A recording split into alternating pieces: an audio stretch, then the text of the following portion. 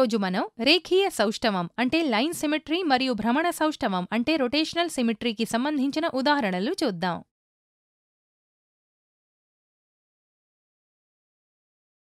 కింద ఇచ్చిన ఆకృతిలో రేఖీయ సౌష్టవత అంటే లైన్ సిమెట్రీ మరియు భ్రమణ సౌష్టవ అంటే రొటేషనల్ సిమెట్రీ పరిమాణం 1 కంటే ఎక్కువ. ఈ రెండూ ఉన్నాయో లేదో కనుగొనండి. ఇచ్చిన ఆకృతిని ఒక రేఖ వెంబడి మడిస్తే ఆకృతి యొక్క 2 భాగాలు ఒకదానికొకటి ఏకీభవిస్తే అంటే కోయిన్సిడెంట్ అయితే, అనగా ఆకృతి యొక్క ఒక అర్ధభాగం రెండవ అర్ధభాగానికి దర్పణ ప్రతిబింబమైతే మనం ఇచ్చిన ఆకృతిలో రేఖీయ సౌష్టవత ఉంది అంటాము. ఇక్కడ నిలువు రేఖ అంటే వర్టికల్ లైన్ ఈ ఆకృతి యొక్క ఎడమ అర్ధభాగం కుడి అర్ధభాగానికి దర్పణ ప్రతిబింబం అయ్యేలా ఆకృతిని విభజిస్తుంది. కాబట్టి ఆకృతిలో రేఖీయ సౌష్టవత ఉంది. ఏ రేఖ వెంట మడిస్తే మనకి రేఖీయ సౌష్టవత కనిపిస్తుందో దానిని మనం ఒక సౌష్టవ రేఖ అంటాము. ఈ ఆకృతిలో నిలువు రేఖలాగే అడ్డు రేఖ అంటే హారిజాంటల్ లైన్ మరియు ఏటవాలు రేఖలు కూడా సౌష్టవ రేఖలే. భ్రమణం తర్వాత ఆకృతి యొక్క స్థితి తొలి స్థితిలా కనిపించినప్పుడు ఆకృతిలో భ్రమణ సౌష్టవం ఉంటుంది.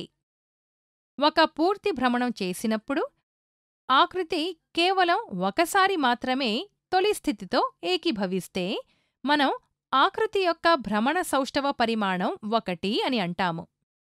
కాని భ్రమణం చేస్తూ ఆకృతి తొలి స్థితితో 2 లేదా అంతకంటే ఎక్కువసార్లు ఏకీభవిస్తే ఆకృతి యొక్క భ్రమణ సౌష్టవ పరిమాణం 1 కంటే ఎక్కువ ఉందని మనం చెప్పవచ్చు.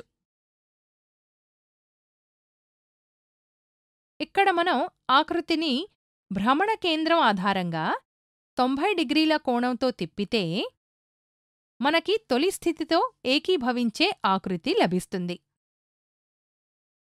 ఇదే విధంగా మనం ఆకృతిని 180 డిగ్రీలు, 270 డిగ్రీలు మరియు 360 డిగ్రీల కోణాలపై తిప్పితే ఈ స్థితుల్లో కూడా మనకి తొలి స్థితితో ఏకీభవించే ఆకృతి లభిస్తుంది. ఈ విధంగా ఆకృతి ఒక పూర్తి భ్రమణంలో దాని తొలి స్థితిలా కనిపించే 4 స్థితులున్నాయి. కాబట్టి ఆకృతిలో భ్రమణ సౌష్టవ పరిమాణం 4 అని మనం చెప్పవచ్చు. ఈ విధంగా ఇచ్చిన ఆకృతిలో రేఖీయ సౌష్టవత మరియు 1 కంటే ఎక్కువ భ్రమణ సౌష్టవ పరిమాణం 2 ఉన్నాయి. తదుపరి ఉదాహరణ రేఖీయ సౌష్టవత లేని మరియు భ్రమణ సౌష్టవ పరిమాణం 1 కంటే ఎక్కువ ఉండే ఒక చతుర్భుజం అంటే క్వాడ్రిలేటరల్ యొక్క చిత్తుపటాన్ని గీయండి.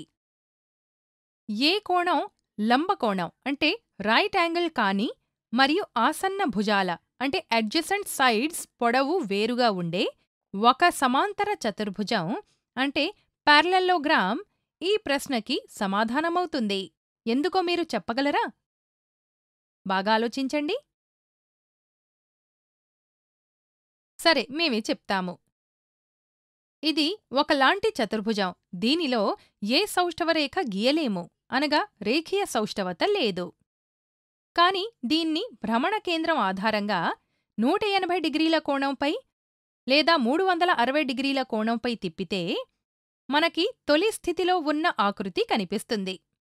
ఒక పూర్తి భ్రమణంలో 2 సార్లు ఆకృతి ముందులానే కనిపిస్తుంది. కాబట్టి మనం దీనిలో భ్రమణ సౌష్టవ పరిమాణం 2 ఉందని చెప్పవచ్చు. ఈ విధంగా ఏ కోణం లంబకోణం కాని మరియు ఆసన్న భుజాల పొడవు వేరుగా ఉండే ఒక సమాంతర చతుర్భుజం అంటే పారలెలోగ్రామ్ ఈ ప్రశ్నకి ఒక సమాధానమవుతుంది. ఒక సమచతుర్భుజం అంటే రాంబస్ కూడా ఈ ప్రశ్నకి సమాధానమవుతుందా? ఆలోచించండి. సరే, మేమే చెప్తాము. సమచతుర్భుజంలో సౌష్టవ రేఖలని గీయవచ్చు, అనగా దీనిలో రేఖీయ సౌష్టవత ఉంటుంది. కాని మనకి రేఖీయ సౌష్టవత లేని చతుర్భుజం కావాలి. కాబట్టి ఇది ఇచ్చిన ప్రశ్నకి సమాధానం కాలేదు. మీరు మీ మిత్రులతో అన్ని చతుర్భుజాల గురించి చర్చిస్తూ ఏ చతుర్భుజంలో ఎన్ని సౌష్టవ రేఖలు ఉన్నాయో మరియు వాటి భ్రమణ సౌష్ఠవ పరిమాణం ఎంతో ఆలోచించండి. ఈరోజు మనం రేఖీయ సౌష్ఠవం మరియు భ్రమణ సౌష్ఠవంకి సంబంధించిన ఉదాహరణలు చూశాము. తదుపరి వీడియోలో మరికొన్ని ఉదాహరణలు చూద్దాం.